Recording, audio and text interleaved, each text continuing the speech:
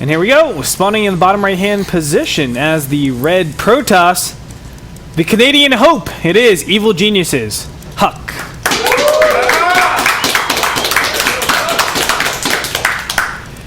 And spawning in the top left-hand corner as the blue Terran, it is IVD's Apocalypse.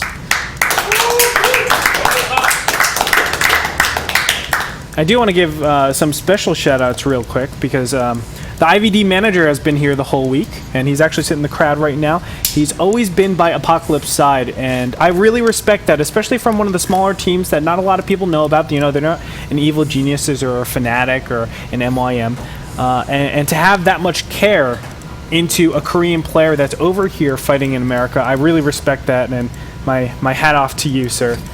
But we're going to go into this. Apocalypse, Belshir Vestige, this is type of a map where you can do a lot of different builds. I've seen gas first builds work out exceptionally well. I've seen CC builds work out exceptionally well. I've seen just regular standard Reaper builds work out exceptionally well. What's your preference on this map, Mike?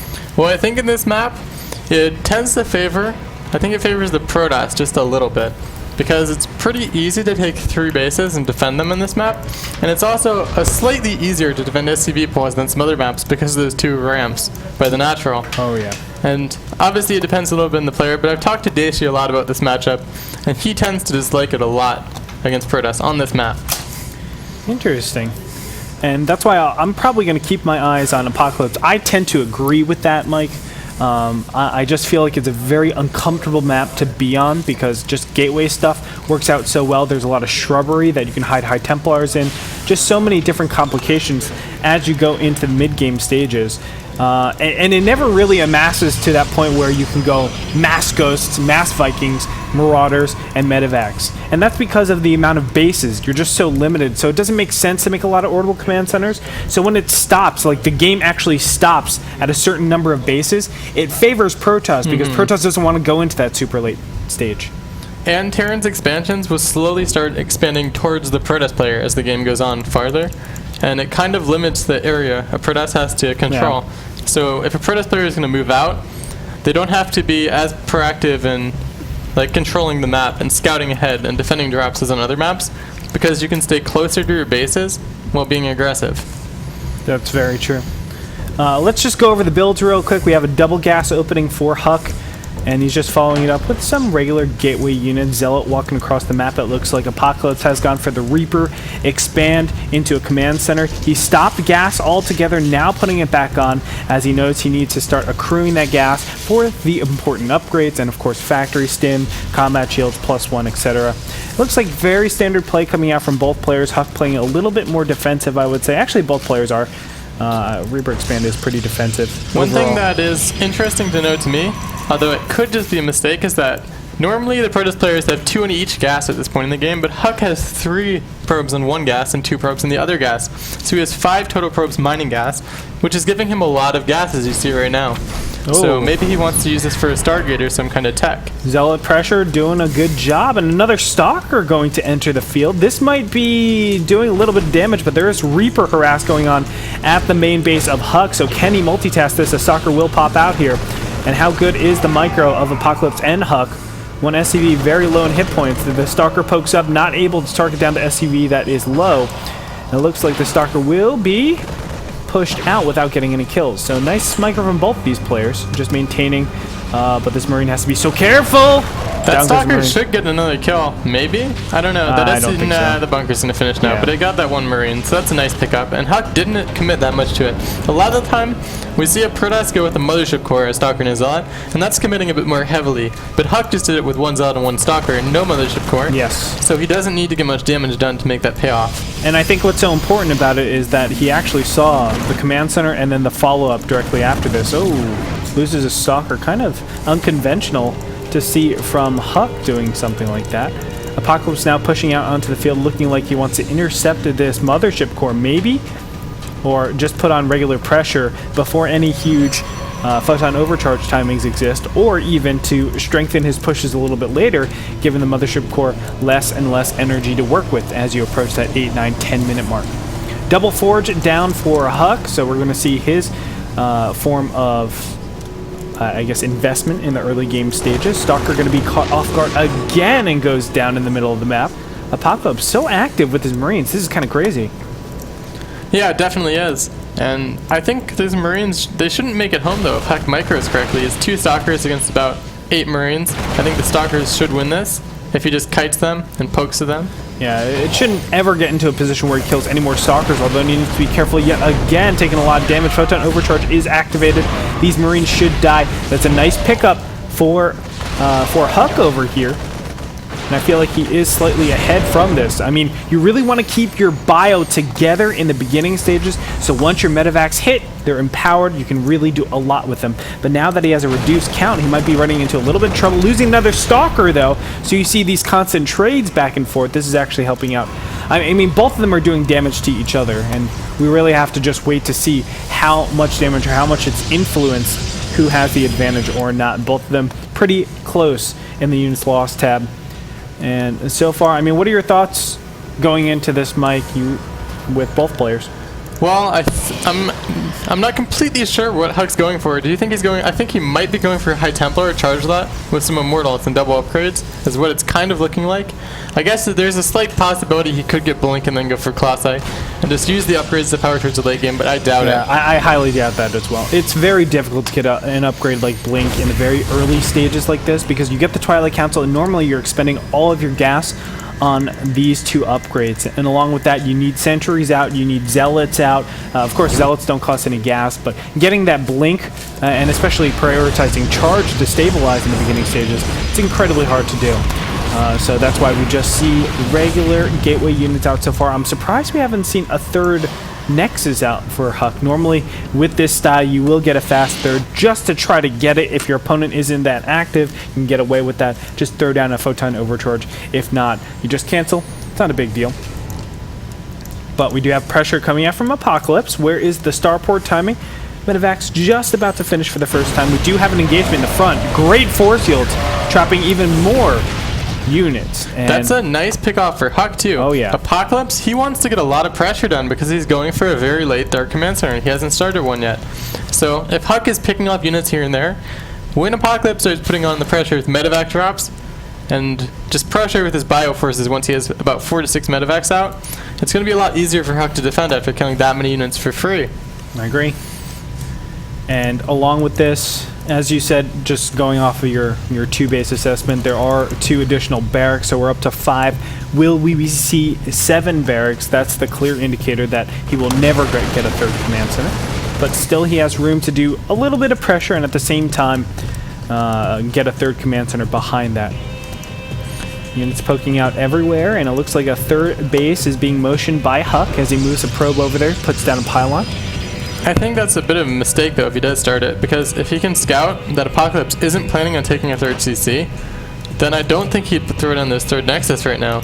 Because against a Terran he's only on 2 bases, you don't need to take a 3rd as quickly. But I mean, it'll still work out for him amazingly well if he can defend it without taking damage. So here's the thing, that's true, but he hasn't yet seen if there's a command center done inside the natural. So he needs to do that.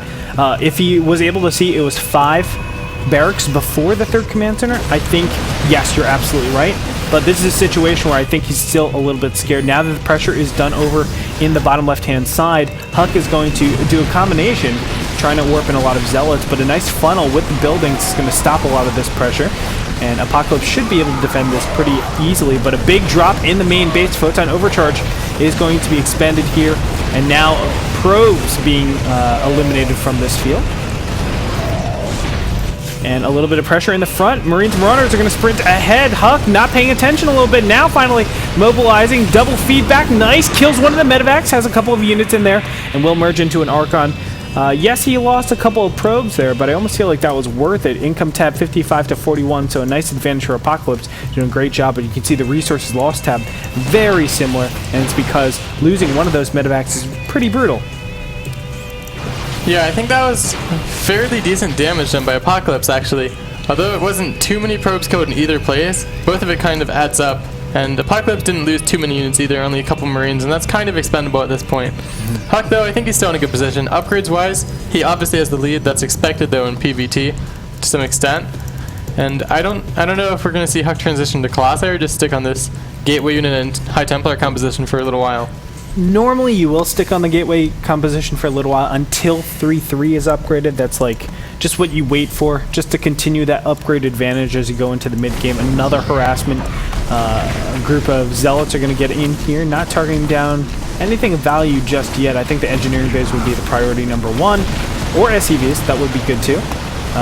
But obviously it's kind of a coin flip to say you can get the E-base. Now an engagement in the front is going to happen. What is he going to do to defend? A lot of units going to pop out from the natural. Time Warp goes down, locking a lot of those units in place, or at least slowing them quite a bit. And now Zealots will just trail and try to take out any units that he possibly can. Another warping going into the natural, or excuse me, into the main base. Probably going to kill more units here. It's a lot of SCVs dying. Yeah. 30 in total. And it looks like Huck might be moving up for a potential timing now. It could just be to fake him out and then just pull back and take a third base, but I feel like he might try to put some pressure on here. There's no proxy pylon currently, but he does have that warp prism.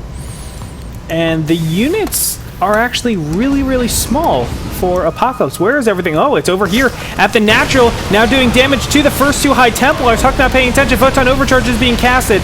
That should give him a little bit of stability, but it looks like he's just targeting down the Nexus from here, but very intelligently taking out the Medivacs and making it so it's very uncomfortable for those Marines and Marauders to stay. One stim will do an immense amount of damage. Now Huck trying to cut these units off to just net a couple more kills over here, because he knows Apocalypse still does not have his third base. Zealot in a very intelligent position. Will he be able to get these units? It looks like he will. A lot of trades so far, and this is kind of what we expect, especially from the Terran build order. I mean, going up to 5 barracks before a third command center. You normally have a lot of these trades, but ghosts are now applied into the composition. 3-3 is just about a third of the way done. And we will have a little bit more stabilization now for both of these players. High Templars are out with Storm, and Huck should be able to get into defensive positions. An Observer on top of the unit. So where does Huck go from here? I mean, is he ahead, is he behind, etc.? Well, I think he's slightly behind because Apocalypse has the quicker third base and he has Ghost. And usually, once Terran has Ghost, you have to tech into Colossi as Protoss, and Huck, he's doing that. So he can get into a nice position again once those Colossi come out. I think he'll be at a bit of a disadvantage until then, however, because he doesn't have that many Templar, and if they get EMP'd, his army can't fight Apocalypses at all. That's true.